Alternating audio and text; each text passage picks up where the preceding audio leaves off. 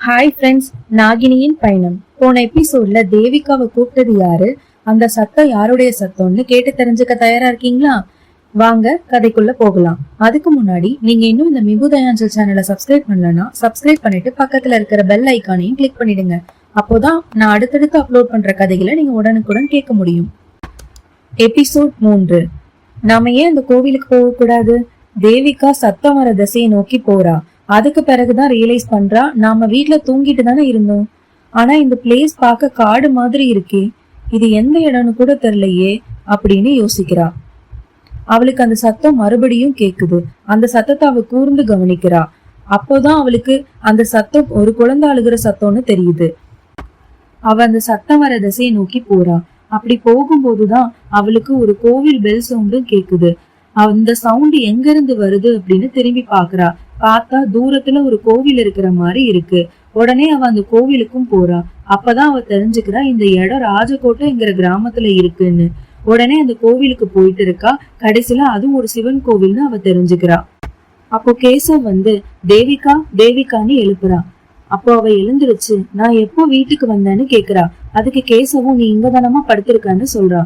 அப்போதான் அவ நடந்தது எல்லாத்தையும் நினைச்சு பாக்கா. அப்போ நான் கண்டது எல்லாம் கனவான்னு நினைச்சு பாக்குறா. பின்ன நடந்த எல்லாத்தையும் கேசவ் கிட்ட சொல்றா. அவனும் இது எல்லாம் ஒரு கனவுதான், நீ எதை பத்தியும் யோசிக்காம இருமான்னு சொல்றான். அவளும் உடனே இல்லங்க, எனக்கு என்ன தோணுதுன்னா, நான் வணங்குற சிவன் தான் அந்த கோவிலுக்கு என்ன வர சொல்லி இந்த கனவு எனக்கு வந்திருக்கும்னு தோணுதுங்க. அதனால நீங்க ராஜகோட்டைங்கிற கிராமத்துல சிவன் கோவில் ஏதாச்சும் இருக்கான்னு விசாரிங்க. அது கனவா இருந்தா பரவாயில்ல, உண்மைக்கும் அப்படி ஒரு பிளேஸ்ல அந்த மாதிரி ஒரு கோவில் இருந்தா நாம குழந்தைய தத்தெடுக்கிறதுக்கு முன்னாடி அந்த கோவிலுக்கு போயிட்டு வரலான்னு சொல்றான். அதுக்கு கேசவும் நம்ம கண்டிப்பா போகணுமான்னு கேக்குறான். ஆமாங்க, கண்டிப்பா போகணும்னு சொல்றான். அதனால கேசவும் சரிமா, நான் அந்த கோவிலை பத்தி விசாரிக்கிறேன்னு சொல்லிட்டு வேலைக்கு கிளம்புறான். அவனும் ஆபீஸ்ல இருக்கிறவங்க கிட்ட எல்லாம் அந்த கோவிலை பத்தி விசாரிக்கிறான். கடைசியில உண்மைக்கும் அந்த ராஜகோட்டைங்கிற ஊர்ல அந்த மாதிரி ஒரு சிவன் கோவில் இருக்குன்னு கேள்விப்படுறான். அங்க இருக்கிற எல்லாருக்கும் அந்த சிவன் கோவிலை பத்தி நல்லாவே தெரிஞ்சிருக்கு. அதனால அவங்க கிட்ட கேட்டு அந்த சிவன் கோவிலுக்கு எப்படி போகணுங்கிறதையும் தெரிஞ்சுக்கிறான். அந்த கோவிலும் ஒரு காட்டுக்குள்ளதான் இருக்குன்னு தெரிஞ்சுக்கிறான். பின்னர் கேசவ் வந்து ஆபீஸ்ல இருந்து விசாரிச்சு தெரிஞ்சுக்கிட்டது எல்லாத்தையும் வீட்டுக்கு போய் அவன் மனைவி தேவிகா கிட்ட சொல்றான். அதுக்கு அவளும் இன்னும் 2 நாள்ல சிவராத்திரி வருதுங்க, சோ அன்னைக்கு அந்த கோவில்ல நாம இருக்கிற மாதிரி போகலான்னு சொல்றா. சரிம்மா, நாம கண்டிப்பா இந்த கோவிலுக்கு இப்பவே போகணுமா? நம்ம போய் குழந்தைய தத்தெடுத்துட்டு வந்ததுக்கு அப்புறம் போக கூடாதா அப்படின்னு கேக்குறோம். இல்லைங்க, நம்ம குழந்தைய தத்தெடுக்கிறதுக்கு முன்னாடியே இந்த கோவிலுக்கு போயிட்டு வந்துடலாம் அப்படின்னு சொல்றா. சரிம்மா, நானும் என் ஃப்ரெண்டு கிட்ட கார் ஒண்ணு கேட்டிருக்கேன், அந்த கார்லயே நம்ம போயிட்டு வந்துடலாம்னு சொல்றான். அதுக்கு தேவிகாவும் சரிங்க, நம்ம அப்படியே பண்ணலாம் அப்படின்னு சொல்றா. நாளைக்கு மதியம் நம்ம பக்கத்து வீட்டுக்காரங்க கிட்டையும் நம்ம ஃப்ரெண்ட்ஸ் கிட்டையும் சொல்லிட்டு நாம அந்த ராஜகோட்டை கோவிலுக்கு போகலாம் அப்படின்னு கேசவ் வந்து தேவிகா கிட்ட சொல்றான். அதுக்கு அவளும் சரிங்க, நம்ம அப்படியே பண்ணலாம் அப்படின்னு சொல்றான். அடுத்த நாள் காலையில தூங்கி எழுந்ததும் தேவிகா கோவிலுக்கு வேண்டிய எல்லா வச்சையும் எடுத்து வச்சிட்டு இருக்கா. கேசவும் ஃப்ரெண்டு கிட்ட போய் கார் வாங்கிட்டு வந்து தேவிகா கிட்ட நான் கார் எடுத்துட்டு வந்துட்டேமா, நீ ரெடி ஆயிட்டனா நம்ம கிளம்பலாம் அப்படின்னு சொல்றான். நானும் ரெடி ஆயிட்டேங்க, வாங்க நம்ம எல்லார்கிட்டையும் சொல்லிட்டு கிளம்பலாம் அப்படின்னு சொல்றான். பின்னர் அவங்க 2 பேரும் ஹவுசிங் போர்ட்ல இருக்கிற பக்கத்து வீட்டுக்காரங்க கிட்ட நாங்க ராஜகோட்டைங்கிற கிராமத்துல இருக்கிற சிவன் கோவிலுக்கு போயிட்டு வந்துடுறோம், குழந்தை பிறக்கிறதுக்கு முன்னாடி நாங்க அங்க வரதா வேண்டிக்கிட்டோம், அதனால போயிட்டு வந்துடுறோம்னு சொல்றாங்க. அதுக்கு அவங்களும் சரி, நீங்க ரொம்ப நல்லபடியா போயிட்டு பார்த்து வாங்க அப்படின்னு சொல்றாங்க. அதற்கு அவர்களும் சரின்னு சொல்லிட்டு கிளம்புறாங்க. பின்னர் அங்கிருந்து அவர்கள் ராஜகோட்டை கிராமத்திற்கு காரில் சென்றார்கள். கேசவ் தான் அந்த காரை ஓட்டினான். நீண்ட நேர பயணத்திற்கு பின்னர் அவங்க 2 பேரும் ராஜகோட்டை கிராமத்திற்கு வந்தார்கள்.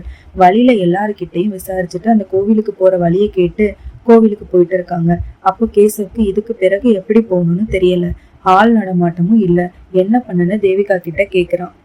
அப்போ தேவிகா நான் சொல்ற வழியில போங்க, நாம போயிடலாம் அப்படின்னு அவ சொல்ல கேசவும் காரை ஓட்டுறான். ஒரு வழியா 2 பேரும் கோவிலுக்கு வந்துட்டாங்க. அப்போ கேசவ் தேவிகா கிட்ட இது நீ கனவுல பார்த்த மாதிரியே இருக்கான்னு கேக்குறான். அதற்கு அவளும் ஆமான்னு சொல்றா. ஆனா அவனால இது எதையுமே நம்ப முடியல. பின்னர் இருவரும் கோவிலுக்குள்ள சொல்றாங்க. அப்படியே கேசவ் இங்க நம்மளை தவிர வேற யாரும் இல்லைன்னு நினைக்கிறேன்னு சொல்றான்.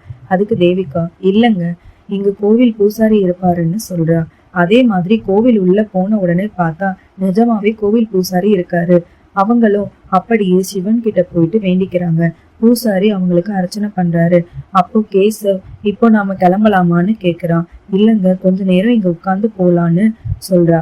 அவனும் சரின்னு 2 பேரும் உட்கார்ந்து பேசிட்டு இருக்காங்க. பின்னர் இருவருக்கும் உதவி பண்ணுங்க உதவி பண்ணுங்கன்னு ஒரு சத்தம் கேக்குது.